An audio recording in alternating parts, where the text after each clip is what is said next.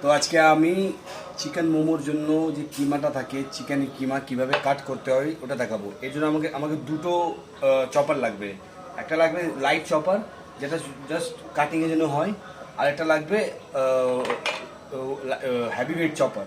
এটাতে কী হবে, আমি যখন চপ করব ধার যাবে না। এটা একটা হলো হাই টেম্পার্ড হয়েছে। ওকে, আমি শুরু করি। এটাতে আগে সবথেকে আগে আমি একটু একটু ছাড়িয়ে নেবো চিকেনটাকে, যাতে চপ করতে সুবিধা হোক। এবার আমি সেকেন্ড রাউন্ড নেবো এই চপারটা দিয়েই ঘুরিয়ে। তো এখন আমি হেভি ওয়েট চপার দিয়ে কাজ করব। হেভি ওয়েট দিয়ে মাসাজ দেবো ভালোভাবে। এখন প্রায় কমপ্লিট হওয়ার মধ্যে এটাতে আমি একটা মোমো করবো সুন্দরভাবে।